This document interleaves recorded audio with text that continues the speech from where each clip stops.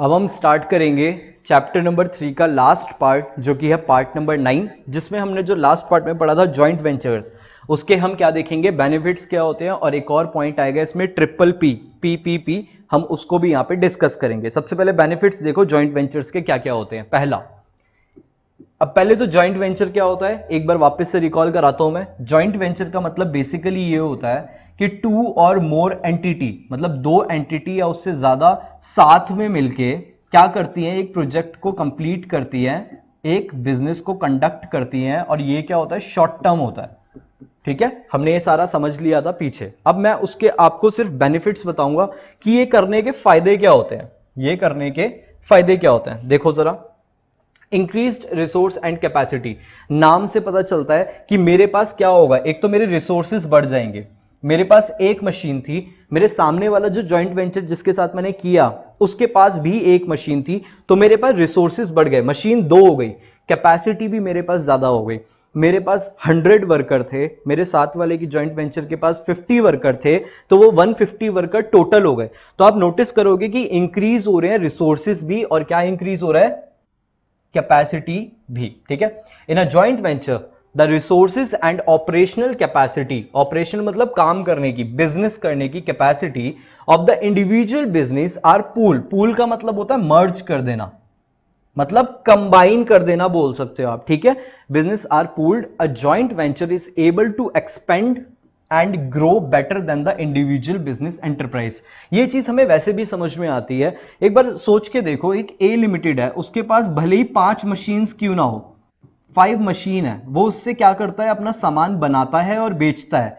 अगर वो B limited के साथ में आ जाता है और ये दोनों मिलकर काम करने लगते हैं, तो बी लिमिटेड के पास मान लो 3 भी मशीन है अगर, तो टोटल कितनी मशीन हो गई, अब इन लोगों के पास हो गई 8 मशीन्स। तो आप खुद सोचो ये कितना प्रॉफिट कमाएंगे, ये ग्रो भी अच्छे से करेंगे। ठीक है, ये ग्रो भी अच्छे से करेंगे। तो ये पहला इसका बेनिफिट हो गया कि इससे रिसोर्सेज आपके इंक्रीज हो जाते हैं और आपकी कैपेसिटी कमाने की और ग्रो करने की इंक्रीज हो जाती है। नेक्स्ट है access to new market and distribution network. मतलब ये है, आप मान लो सामान बहुत अच्छा बना रहे हो, गुड्स आप अच्छे बना रहे हो, बट आप मार्केट में एंटर नहीं हो पा रहे, मार्केट में आप अपने सामान को बेच नहीं पा रहे हो क्योंकि आपके पास डिस्ट्रीब्यूशन नेटवर्क नहीं है, आप सामान को बेचना आपको आता ही नहीं है। तो आप क्या करोगे, आप जॉइंट वेंचर उसके साथ करना जो डिस्ट्रीब्यूशन नेटवर्क में काम करते हैं, और उसको क्या फायदा होगा, उसको मेरे गुड्स मिल जाएंगे कि मेरे गुड्स अच्छे हैं, तो हम दोनों मिलकर काम करेंगे, तो ऑब्वियसली हम क्या कर सकते हैं, न्यू मार्केट में इजीली जा सकते हैं और हम डिस्ट्रीब्यूशन नेटवर्क अच्छे से कर सकते हैं। Entering into a joint venture with an enterprise located in another region widens the market base for each of the individual enterprise। मतलब ये है, मैं रहता हूं दिल्ली में, मुझे अपना सामान बेचना है मुंबई में, मुझे अपना सामान मुंबई में बेचना है, तो मैं क्या करूंगा, मैं न्यू मार्केट में मैं तो जा नहीं सकता, मैं तो जानता नहीं हूं, तो मैं एक जॉइंट वेंचर आऊंगा मुंबई के किसी ट्रांसपोर्ट वाले के पास या मार्केटिंग वाले के पास। ठीक है, मार्केटिंग वाले के पास मैं इसके बोलूंगा जाके कि मेरे साथ जॉइंट वेंचर कर ले, मेरे साथ जॉइंट वेंचर करो, जिससे आपको क्या फायदा होगा, आपको मेरे गुड्स मिल जाएंगे और मुझे आपकी ये वाली सर्विस मिल जाएगी मार्केटिंग और ट्रांसपोर्ट की, और हम अपने इस वाले मुंबई में अच्छे से वर्क कर पाएंगे। ठीक है, फिर अगला है एक्सेस टू टेक्नोलॉजी। हमारे पास टेक्नोलॉजी भी बहुत अच्छी आनी शुरू हो जाती है। कैसे देखो, through a joint venture a company can acquire new and modern technology.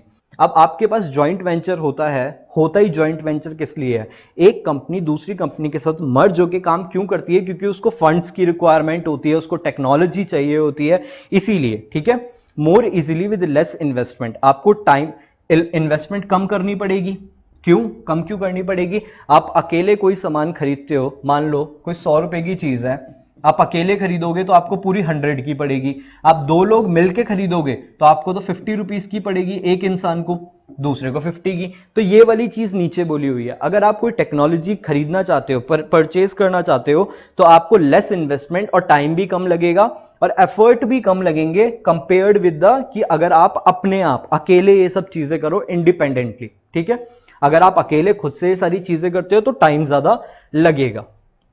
इसके बाद आता है इनोवेशन। इनोवेशन में भी आपको ये हेल्प करेगा जॉइंट वेंचर। कैसे? देखो, अ joint venture specially with a foreign partner. Foreign partner के साथ अगर आप मिलके काम करते हो, उसके साथ जॉइंट वेंचर में आते हो, तो gives a company access to new ideas जो इंडिया में है ही नहीं। देखो, बात ये है, अगर कोई आइडिया इंडिया में अभी तक आया ही नहीं है और अगर आप उसको बाहर से आइडिया को लेके आ जाते हो, तो आप यहां पे फर्स्ट वो बन जाओगे, उसके फर्स्ट प्रोड्यूसर जो आप उसको बनाओगे। और अगर वो लोगों को सामान अच्छा लगा तो आप अच्छे से प्रॉफिट ज्यादा कमा सकते हो। ठीक है, तो इसीलिए लोग क्या करते हैं, बाहर वाले फॉरेन पार्टनर के साथ, फॉरेन पार्टनर मतलब जो बाहर की कंपनीज होती है उनके साथ मिलके जॉइंट वेंचर बनाते हैं, जो कि कंपनी को एक्सेस करता है नए आइडियाज और टेक्नोलॉजी के साथ, which help in the innovation of new product. इससे हम न्यू प्रोडक्ट्स अच्छे से बना सकते हैं। These new products enable business to sustain in today's complex and competitive market। आज की डेट में हर जगह मार्केट बहुत कॉम्प्लेक्स है और कॉम्पिटिटिव है, कंपटीशन बहुत ज्यादा बढ़ने लग रहा है। कंपटीशन तब होता है जब सिमिलर प्रोडक्ट बनाने वाले लोग बहुत ज्यादा होते हैं। बट यहां पे अगर आप फॉरेन पार्टनर के साथ काम करते हो, वो प्रोडक्ट बनाई पहली बार है, तो आपको कंपटीशन है ही नहीं आपके पास। ठीक है, लो कॉस्ट ऑफ प्रोडक्शन मतलब ये है, अगर दो जॉइंट वेंचर मिलके काम करेंगे तो आपका सामान बनाने की कॉस्ट ऑफ प्रोडक्शन का मतलब क्या होता है, आपके सामान बनाने की कॉस्ट, खर्चा लगता होगा ना कुछ सामान बनाने में। ये पेन बनाने में भी कुछ तो खर्चा लगा होगा, प्लास्टिक लगा हुआ होगा और भी कुछ कुछ लगा हुआ होगा, तो उसकी जो कॉस्ट आएगी वो लो हो जाती है। वो कैसे लो हो जाती है? क्योंकि दो लोग जब मिलके साथ में काम करते हैं, अब ये बार बार वही बात आ रही है कि the cost of raw material and labour, raw material मतलब ये प्लास्टिक वगैरह, और लेबर जो इसको मिलके बना रहे हैं वो लोग, are very low in India compare to other countries. This international corporation that enter into joint venture with Indian companies reap huge benefits. इससे हमें ह्यूज बेनिफिट्स मिलने शुरू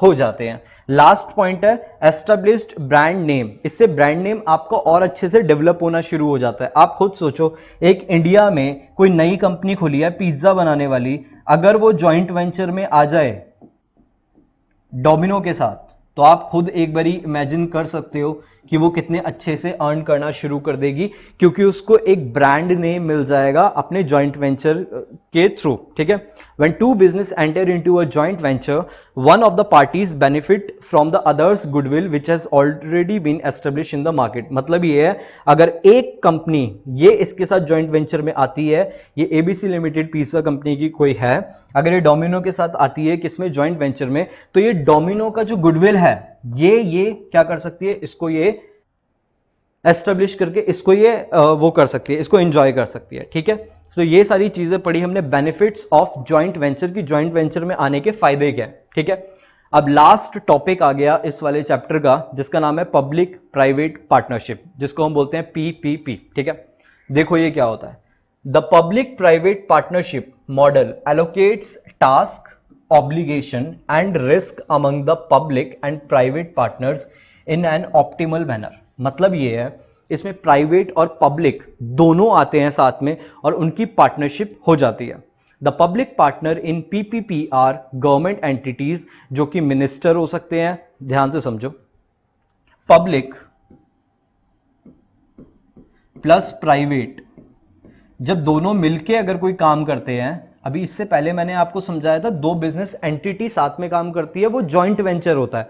बट जहां पे पब्लिक और प्राइवेट दोनों मिलके काम करते हैं, उसको हम बोलते हैं पब्लिक प्राइवेट पार्टनरशिप। ठीक है, अब पब्लिक प्राइवेट, पब्लिक कौन होते हैं आपको पता ही है सारा, गवर्नमेंट एंटिटीज होती हैं, हम सब पढ़ चुके हैं, मिनिस्ट्रीज होती है, गवर्नमेंट की डिपार्टमेंट होते हैं, और हमारी क्या क्या हो सकती है, गवर्नमेंट कंपनीज हो सकती है। अच्छा, प्राइवेट के अंदर कौन होते हैं, प्राइवेट के अंदर लोकल भी हो सकते हैं, फॉरेन भी हो सकते हैं। फॉरेन मतलब इंटरनेशनल कंपनीज लाइक एप्पल वगैरह होगी, तो ये सारी इंटरनेशनल कंपनीज होती है, ये भी हो सकती है। और इसके अंदर हमारी चीजें क्या क्या होती है, फाइनेंशियल एक्सपर्टीज वगैरह हम ले सकते हैं। ठीक है, PPP is therefore defined as a relationship between public and private entities in the context of infrastructure and other services। Simple सा चीज है, जब प्राइवेट एंटिटी मिलके काम करती है, जो मैंने ऊपर भी लिखा पब्लिक एंटिटी के साथ, तो इसको हम बोलते हैं पी पी और पी, पब्लिक प्राइवेट पार्टनरशिप। ठीक है, तो नीचे वाली लाइन वही लिखी हुई है। इसके बाद Under the PPP model, public sector play important role and ensure that the social obligation are fulfilled and sector reforms and public investment are successfully met. मतलब ये है, आपको पता होगा जो पब्लिक एंटरप्राइज होते हैं, जनरली पब्लिक एंटरप्राइज हम पढ़ चुके हैं, ठीक है। इनका मेन काम प्रॉफिट कमाना होता है, पर इनका उससे भी मेन काम होता है सोशल बेनिफिट प्रोवाइड कराना लोगों को, ठीक है। सोशल बेनिफिट प्रोवाइड, अब रेलवे का मेन काम प्रॉफिट कमाना थोड़ी ना है, उसका तो है मेन सोशल बेनिफिट। प्रॉफिट तो वो कमा लेते हैं, वो वाली बात है, ठीक है। तो इसके अंदर ये है कि पब्लिक सेक्टर होगा अगर पीपीपी के अंदर, तो वो क्या ध्यान देगा, वो इस चीज पे ध्यान देगा कि सोशल ऑब्लिगेशन फुलफिल हो रही है या नहीं हो रही है, हम सोशल बेनिफिट लोगों के लिए क्रिएट कर रहे हैं या नहीं कर रहे हैं, ठीक है। और प्राइवेट सेक्टर क्या देखेगा, प्राइवेट सेक्टर देखेगा कि हम अपना जो भी हम मैनेज कर रहे हैं, टास्क कर रहे हैं या नहीं कर रहे हैं, हम बिजनेस को एफिशिएंटली मतलब अच्छे से चला पा रहे हैं या नहीं चला पा रहे हैं, और इनोवेशन अपने बिजनेस में लगा पा रहे हैं या नहीं लगा पा रहे हैं। समझ में आ रहा है? मतलब ये है कि प्राइवेट वाला ये देखेगा कि बिजनेस के अंदर हम ये 3 चीजें कर पा रहे हैं या नहीं कर पा रहे हैं, और पब्लिक वाला ये देखेगा कि हम सोशल ऑब्लिगेशन कर पा रहे हैं या नहीं कर पा रहे हैं, ठीक है। Sector in which PPPs have been completed worldwide including power generation and distribution, मतलब एक इलेक्ट्रिसिटी, ये इलेक्ट्रिसिटी जनरेट करना और लोगों को बांटना, बनाना, मतलब इलेक्ट्रिसिटी पहले बनाओ और फिर उसको लोगों के घर घर तक पहुंचाओ। ये कुछ एग्जांपल्स हैं जो पब्लिक प्राइवेट पार्टनरशिप के हैं। Water and sanitation, refuse disposal, pipelines, hospitals, school building and teaching facilities, stadium, air traffic control, prison हो गया, railway, roads, billing and other information technology system and housing. ये सारी चीजें जो हैं, इसके अंदर कहीं ना कहीं ऐसा हो सकता है कि पब्लिक एंटरप्राइज ने प्राइवेट की हेल्प ली हो और इन दोनों ने साथ में मिलकर काम किया होगा, तभी ये सारे यहां पे आपके आ जाते हैं। यहां पे हमारा फाइनली खत्म हो जाता है चैप्टर नंबर 3 पूरा, जो था public, private and global enterprise. Chapter number 3 पूरा क्लियर हो चुका, एक एक को हमने डिटेल में पढ़ा, ग्लोबल एंटरप्राइज को भी हमने डिटेल में पढ़ा। इसके बाद हम स्टार्ट करेंगे चैप्टर नंबर 4।